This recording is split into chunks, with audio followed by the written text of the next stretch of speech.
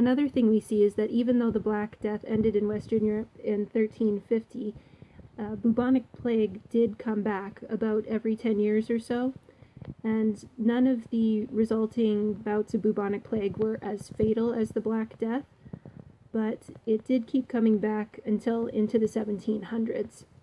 So I'd just like to take a look at one village in Derbyshire in England. Derbyshire's in Robin Hood country, right next door to Nottinghamshire. This village is called Eyam, and they had an outbreak of plague in 1665 and 1666. In September 1665, a bale of cloth arrived from London. It was unpacked by a tailor's assistant named George Vickers. Unbeknownst to him, inside there were fleas that were infected with bubonic plague. He was bitten and became the first person to die of this outbreak in Eyam. By spring, a number of people in Eyam were getting pretty scared and talking about fleeing the village. And this is when the rector, William Mompesson, decided that he needed to intervene. Rector is basically the Anglican equivalent of a parish priest. Mompesson went to the former rector, Thomas Stanley, who'd been removed from the position for being too Puritan, and he said basically that he knew Stanley was more popular with the villagers than he was, and they needed to do something now in order to prevent the bubonic plague from spreading to nearby populations. Stanley used his influence and presented a united front with Mompesson, and on the 24th of June, 1666, Mompesson told his parishioners that they could enact a quarantine of their village. No one in, no one out. And they could very well be giving up their chance to flee and save their own lives, but they would definitely be saving the surrounding communities from the risk of bubonic plague. And the villagers agreed to do this and possibly sacrifice themselves for the good of the surrounding communities. This is an image from inside the parish church. At its peak, the bubonic plague was carrying off 5 or 6 villagers each day, and there were some families where only one member remained alive and had to bury their entire family. But the villagers kept the quarantine. The villagers in Eyam practiced social distancing by meeting for church services in the open air where they could spread out. They gained supplies during this time by leaving money at a certain point outside the village, where people would then leave them what they needed. In the end, 273 people were recorded as dying from the bubonic plague. This is her tomb, and if you walk through the village of Eyam, you can see plaques on a lot of the houses that talk about the people who used to live there but passed away during the bubonic plague. There are people like Elizabeth Hancock who survived despite having to bury their entire family, and there were people like Marshall Howe who recovered from the plague and never caught it a second time. By November, the plague was over. By quarantining themselves, the villagers of Eyam had stopped the plague from spreading to the surrounding communities. Ever since then, they've been regarded as heroes, both because of their caring and compassion for people that they hadn't even met, and because of their faith and courage that even if they did succumb to the plague, they would see their loved ones again in heaven. This is a carved stone cross that's now in the churchyard in Eyam. It's got knotwork and images of saints on it, and even though the sign is labeling it as a Celtic cross, it's actually Anglo-Saxon from the 700s. And as you can see, the capital doesn't match with the rest of it, and this is either because the cross was originally tapering towards the top, or because this is just the wrong capital. So, some ideas for things to do in quarantine. I've kind of had a similar experience before doing my master's degree in Nottingham, England, and just being shut up in a tiny little rectangular dorm room for 5 months working on my dissertation.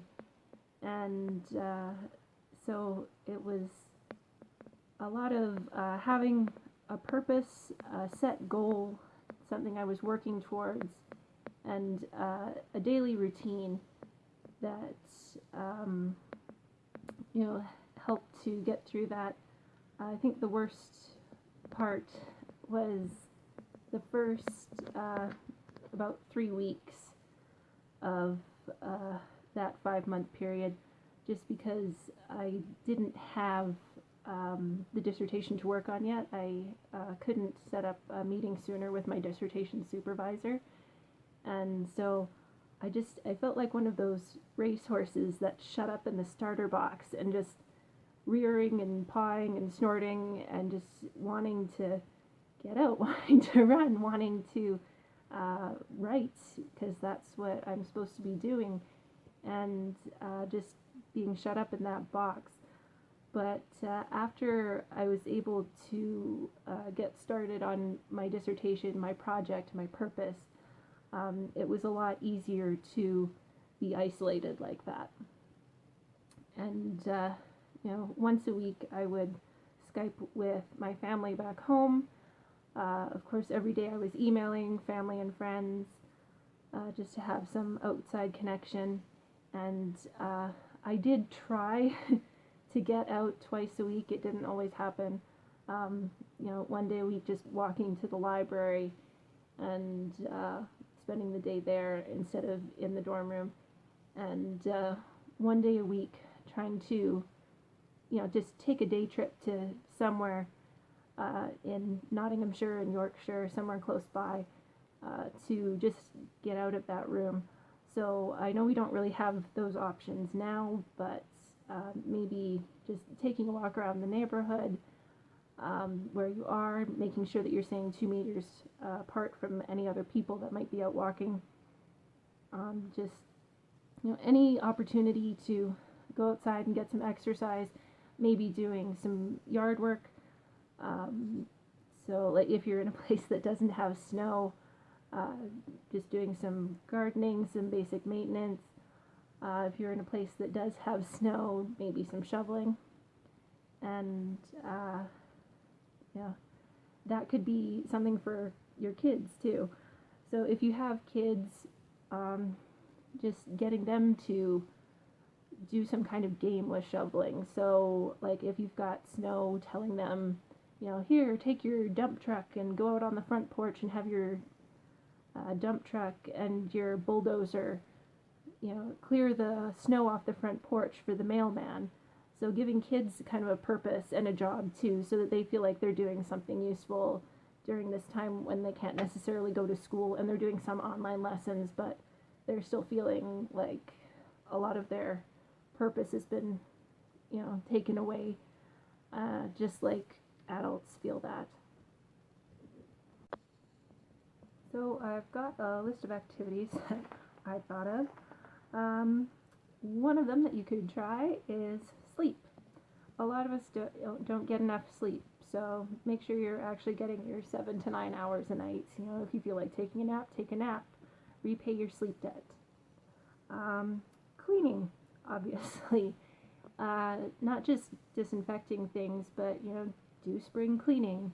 We're going to be working on our basement here, and I'm going to try different things. Like I've got some costume jewelry that's, getting a bit scuzzy. I'm going to do some research and figure out how to get that cleaned up, get some of the tarnish off of that stuff, just kind of being creative with what you're cleaning.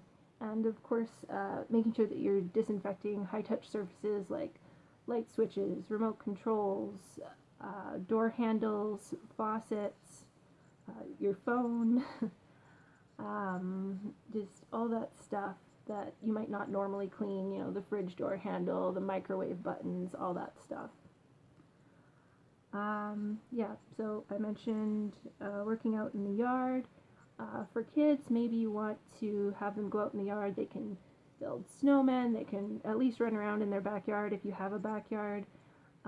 You could even throw, a handful of coins back there in the snow, or a handful of beads, or a handful of something, and tell them, you need to find all of them before I let you back in the house if you're trying to get some peace and quiet. You can learn a language. So I have, during my degree, I did medieval Latin and Middle English, and now I am starting on Old English because I have the time. Reading. So I've got like 7 to read piles and a couple of stacks and a storage bench, and I'm even storing books in my fridge. So it's a good time to get some reading done, get some of those books out of the to read pile so that I can clear up some space. Practicing or learning an instrument. If you've got an instrument lying around, if you've got craft supplies lying around, beading, knitting, painting, anything, it might be a good time to adopt or foster a pet. So a lot of shelters are asking people to adopt now because it's better for the shelter workers. They don't have to keep coming in to watch all the animals. So if you've been thinking about getting a pet, this might be a good time to get one. It'll keep you company, it'll keep you entertained.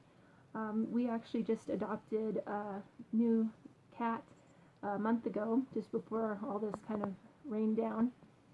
And she was born on the street, and she had an infection. And so she didn't get veterinary care until after she was rescued, and it left her with one cloudy eye. So she was actually sitting at the charity for quite a number of months, whereas kittens usually get adopted fairly quickly. And, she's got a cloudy eye, but, the infection is not bothering her. She has no idea she has a cloudy eye. She can see perfectly well out of it. It doesn't stop her from playing. It's not causing her any discomfort. And it was just an aesthetic issue. And so it was really nice that after we adopted her, and it was posted on social media by the charity, that her 2 sisters, who also had the same infection and one cloudy eye, were also pretty quickly adopted. So, you can adopt a pet, and don't be afraid to adopt one that might not look perfect, because she's still got a great personality. She's really cute. You don't really notice the cloudy eye. She's just always zipping around, and just give them a chance. Cooking. You can do a lot of YouTube cooking videos, see how you do. Keep in touch with people. I mentioned Skyping. You can also call. There's lots of ways to keep in touch with people, keep socializing, even though you can't necessarily do it in person. For exercise, maybe you can try jumping rope, lifting weights. If you don't have weights in your house, there's bags of flour, there's all kinds of stuff, giant piles of books. And yeah, so those are just some of the things that I'm going to be working on personally, and maybe you'll find some of that useful. Another thing you might want to consider doing is catching up on your book reviews on Amazon or Goodreads, or maybe just your online reviews in general. So as far as kids go, when I'm not writing, I teach, and there's, you can do lessons with kids, but there's a lot of other things you can do with them that are less structured that still allow them to learn. So there's doing puzzles, there's reading stories, there's imaginative play. There's a lot that kids can learn just by free playing. That a lot of times they're acting out, real life situations that they see with grown-ups. So, like, I remember as a kid, always playing grocery store, playing librarian, and signing out the books. And it's really an opportunity to try out those social skills that they see grown-ups using. My brother recently reminded me that we had one game where there's a group of our toys were being very entrepreneurial, and they started out by beginning a pizzeria business, and then they moved on to banking, and then to insurance. So they would go around to our other toys and sell them insurance policies. And we just did a lot of imaginative play like that. We had our toys be on different TV shows. They had a Western that they acted in, and they were different characters, and then they'd have to go on different talk shows and give interviews like actors do. We had toys that were suing each other, and then they were in court. We did a version of the Scouts where every time one of our toys did something nice for somebody else, then they would get a point, and then every 10 points they would get a Scout badge, and we would make the Scout badges out of paper and cut them out for them. And we'd also do a lot of building houses, so not just out of like Duplo and Lego, but also out of cardboard. So, just giving your kids a bunch of art supplies and having them make whatever they want. So you can give them just cardboard boxes, toilet paper rolls for chimneys or for cradles, if they cut them up, and just like have them make furniture, have them decorate the whole thing with markers, with paint, with whatever. There's just a lot that you can do with some cardboard boxes, some scissors, some tape, and some markers. There's just so many possibilities. And I think it's really valuable for kids to use their imaginations and come up with different storylines and different characters so that they can be more creative and more innovative when they grow up. And I know that it's tough to structure this much time for your child when you're only in your house. So just let them play. It's they don't necessarily need to be doing something structured to be learning, and that'll give hopefully parents a bit of a break and kids a bit of a break, because if you are learning a bunch of stuff like we do in our classroom, we always make sure that in between the structured teacher times we have body breaks where the kids can move, or just free play time so that their minds can relax, because if you're absorbing a whole bunch of information at once, it's not going to stick. So just letting your mind learn and then have a break, and learn and then have a break, and really absorb what you're getting through the structured activities.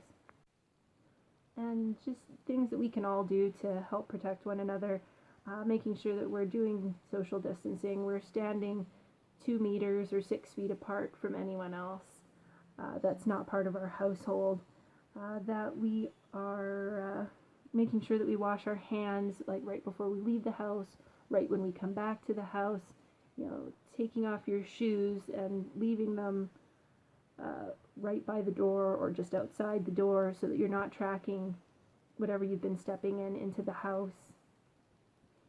And as far as kids go with washing their hands, like a lot of grown-ups will just like tell their kids, wash your hands, and just being a teacher, I see a lot of it at school that you kind of need to be more specific, especially with younger children. So like I see a lot of, they put the soap on their one hand, they rinse it off, they're done. You're like, well, you didn't touch your other hand. Or they get it on their hand and then they clap their hands together and just rinse it off and they're done. Or they don't think they need soap because they rub their hands really good with water.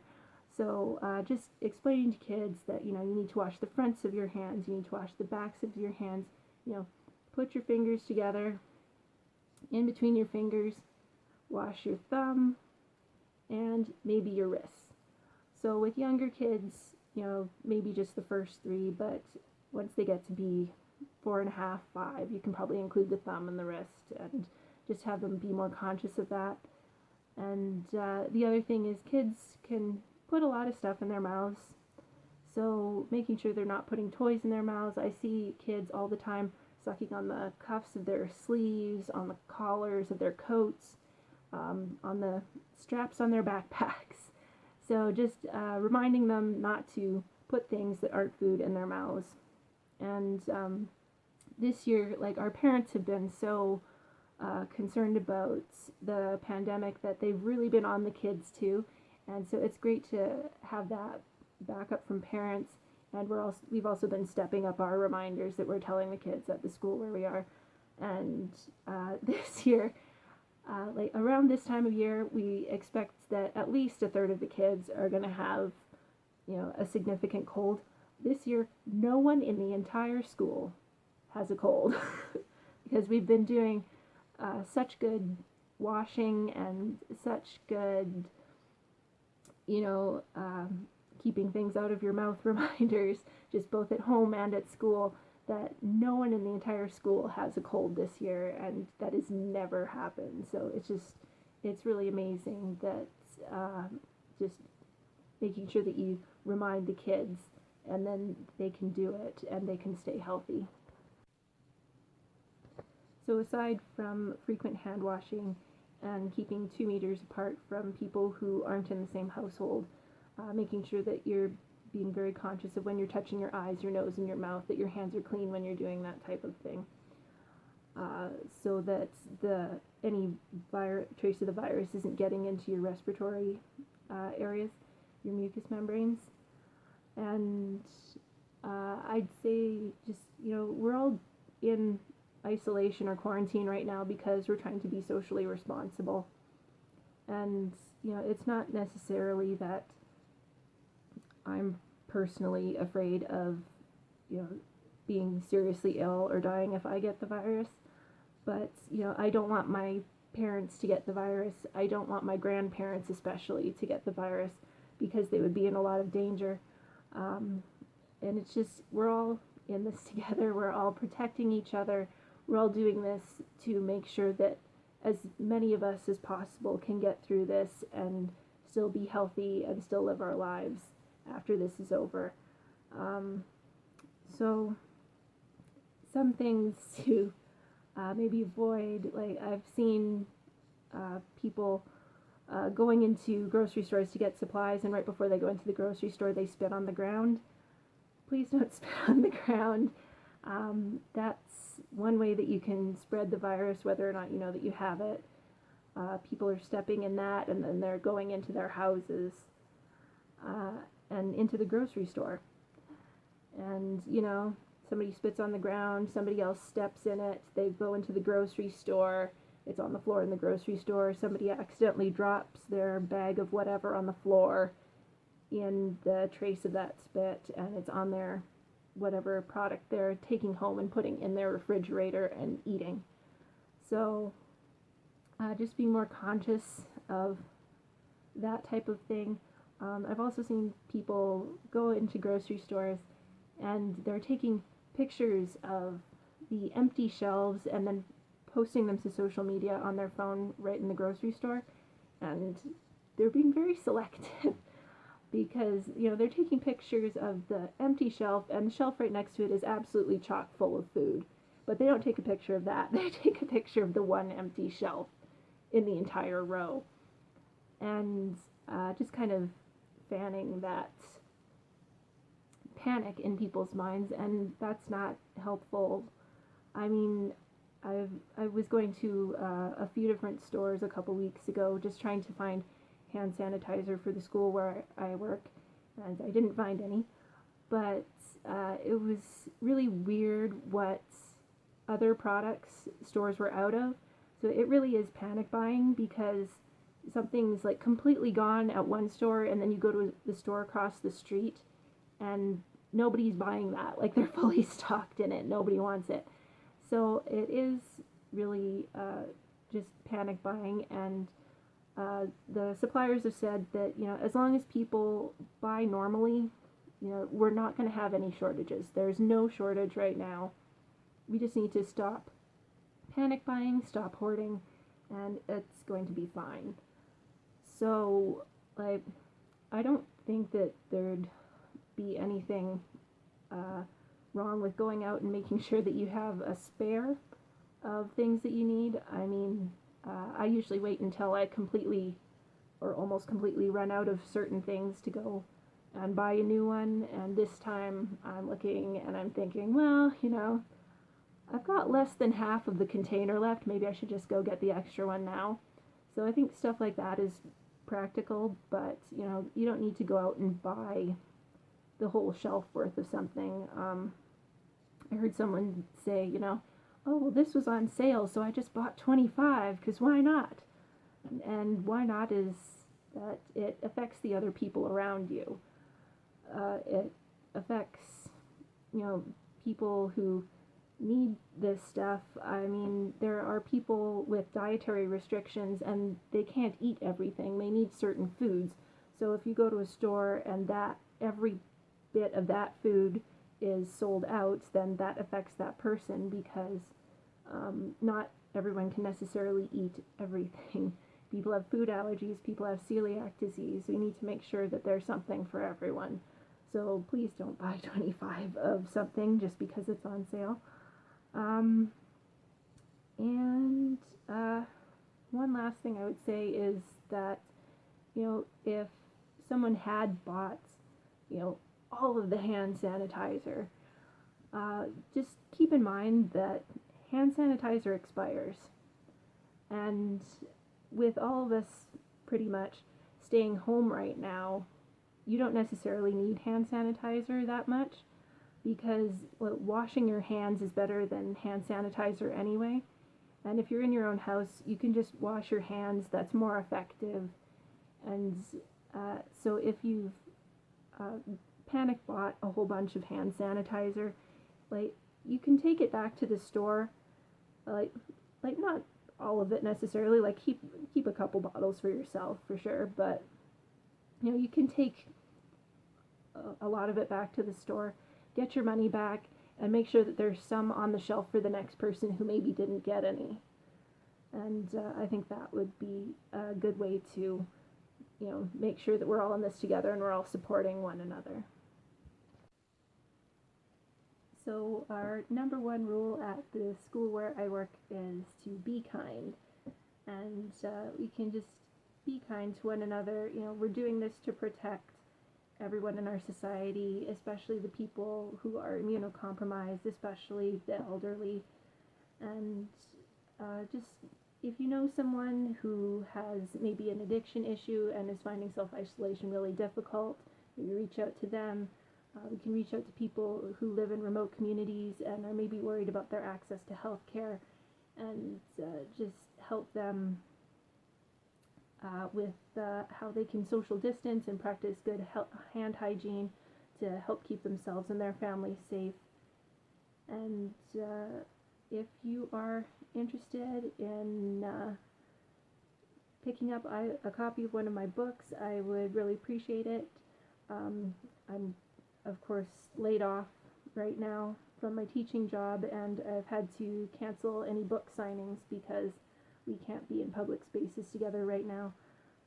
Into the World is available for sale on my website. The Scarlet Forest, Tale of Robin Hood is available from Amazon, Chapters, Kobo. You can get a paperback or an ebook copy, whatever you prefer. And I've also got I Heart You merchandise. I'll put links to all that in the description, as well as links to a video about a tour through a Chinese wet market, so you can just kind of see what that looks like. So everyone stay safe, stay healthy, and we'll see you hopefully in a couple months out in the world.